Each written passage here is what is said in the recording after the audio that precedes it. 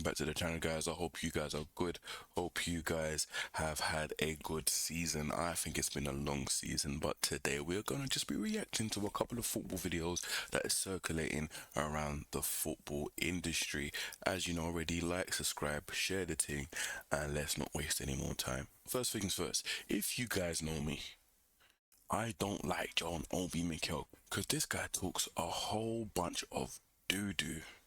The double standard that this guy has is absolutely crazy. And the fact that this guy is even sitting doing punditry. I called John Obi Mikel the male version of Aluko. Oh my god. Just garbage. Just spewing out nonsense, just talking. No brain cells. Silly boy. He spent 700 million to 800 million he spent. No, is that a lot over 6 That's years? a lot of money over 6 He years. spent $1 billion in 1 See, 700 million over the course of 5 to 6 years. These guys spent $1 billion in over a year. $1 billion in over a year. And this guy's talking. Again, double standards, crazy. And he's laughing as well. 34 players, 28 purchases, the rest on loan, Yes. over 6 seasons. Yes. It's actually not that much when you break it down like I that. know that when you talk about us spending 1 billion, yes, we're in a transition period. Bro. Do you know what? I am not even going to say nothing else about this guy. Just so you know, this guy, dreadful. Absolutely dreadful. So Arsenal weren't in a transitional period, no? So Arsenal did not have a doo-doo team, no? Getting spanked left, right, centre by the top 6 clubs, even every other club, to be honest. Just marginally making it through, no? Talking absolute nonsense, man. This guy ran over. Arsenal fans that are Mikel Arteta out, you need to wake up. This man is a phenomenal manager. Stop overreacting. So it says here, most wins from first 200 games. And look, bro. Yo, listen, look at this, bro. Look at this. Pep Guardiola, Jose Mourinho, Jurgen Klopp, Alex Ferguson, and then you got Arteta. Like, even the likes of Rafa Benitez, Arsene Wenger, Claudio Ranieri. He's beaten them.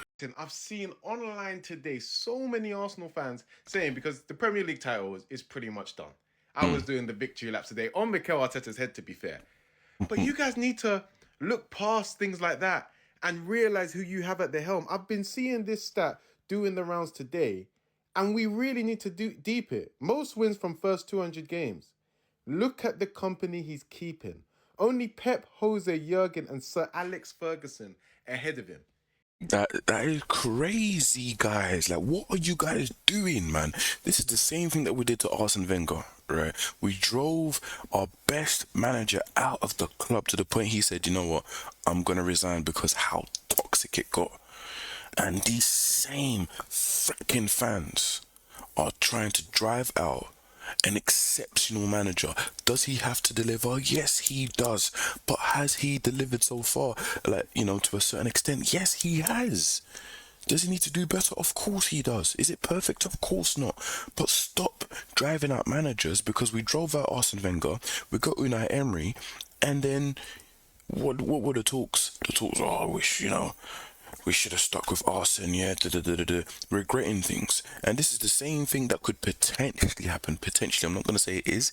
It could potentially happen. Driving out an exceptional manager, you need to remember, those 4 that are above him, Pep, Jose, Jurgen, Alex, they've had multiple other jobs. They've had previous jobs as a coach, as a manager. This guy started off as an assistant manager, and in his first ever job at a pressurized club like Arsenal, especially where we were, he's producing stats like this. Given this is his first job, given where he took Arsenal from, I assure you, I'm a Liverpool fan here, man. This guy is a phenomenal manager. It hasn't gone his way this season. Yes, this is the third season of finishing second. Yes, he lost out on 2 titles to Pep previously. But bro, Klopp at his very best lost out to Pep. And that's why we were telling you guys that Pep guy, when it comes to title races, is a freak. Klopp actually got his league title. Yes, he has a Champions League as well. Just to make sure you guys don't start comparing too much to Klopp. But Klopp won his first league title when Pep had a drop-off season. That would have been Arteta's chance this season potentially. But I can't lie, he's been very unlucky. The decisions, the injuries. We have to, And that's the thing as well. I'm glad this guy's talking about it. The injuries, right? It's not an excuse, but it's a factor. It's a factor that needs to be taken into consideration. That the amount of injuries that we've had, which is the most out of every other club, the fact that we didn't get a striker, which we're clutching at straws in terms of our attackers, Saka, Havertz, right? We're clutching at straws already, and the fact that we didn't have them for a good chunk of the season, Odegaard, we didn't have a good chunk for the season. It affected us. give him some leeway. Yes, you can't say that he may have necessarily caught Slot, but a lot has gone his way. I think you guys should unify and get behind this man, because when he's got all the tools ahead of him and when his team is working how it should be in terms of the way that he set them up, Arsenal are a fantastically well-oiled machine. They are a very good team. Nobody can deny that. Look at the stats. Look at the way they play.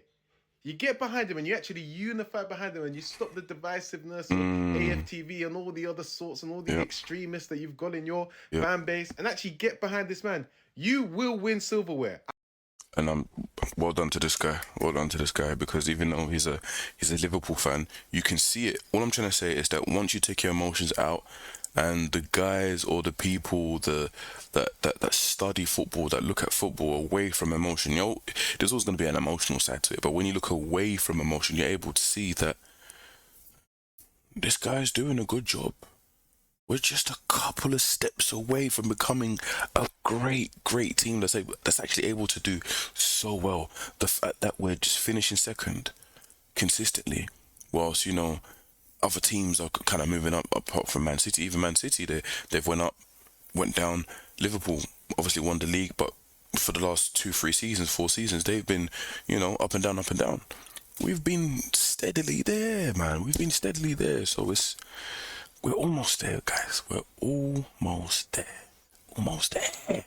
Oh, here he is, the master manipulator, the master deflector. Let's make it all about the other team so my season doesn't look quite as bad. Make sure it doesn't get blurry. Any other team I've seen with one injury finishing 8th, 5th, 16th and 17th. So there's a little dig at Spurs and Man United there. What my team has done, in my opinion, is incredible. Arteta should be a politician, honestly. Look, I'm not going to sit here and say that Arteta hasn't done a good job this season. Obviously, ultimately, it has been a failure. The reason why I don't really see it as a complete failure, because it shows that even at our weakest, because that was our weakest, playing Champions League against a Real Madrid side, that yes, they may be a bit dysfunctional at the moment, but if you look at their front five, playing against them and beating them in both legs at home and at theirs without a striker, you got to look at it and be like, we're not far.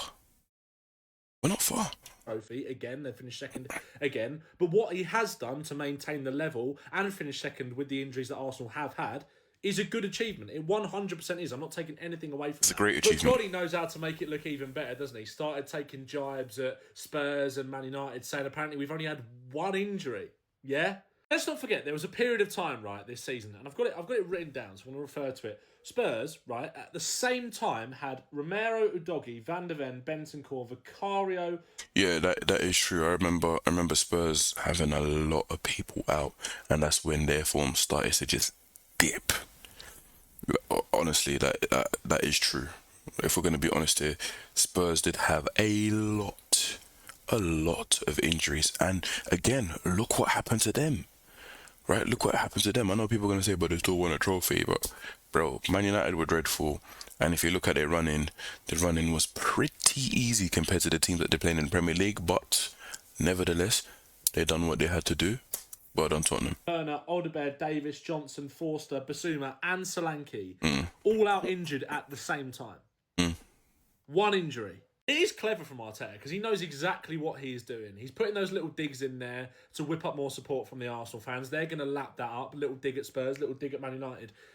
No, I think that's completely BS. To be honest, I don't think he's doing that at all. This is why I know that whoever this guy is, respectfully, he does not know our club. He doesn't know Arteta. Right, is because other clubs, they just see a couple of videos and think, oh, this is what Arteta's like, but he's not.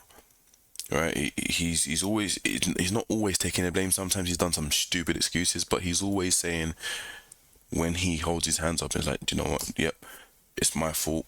You know, everything comes down to me. Da, da, da, da. But again, we need to see, but it's clear to see that we're not far away. But we are going to end that video here. If there's anything or any other videos that you liked in here, let me know which one you want to discuss, and I will see you in the next video. Peace.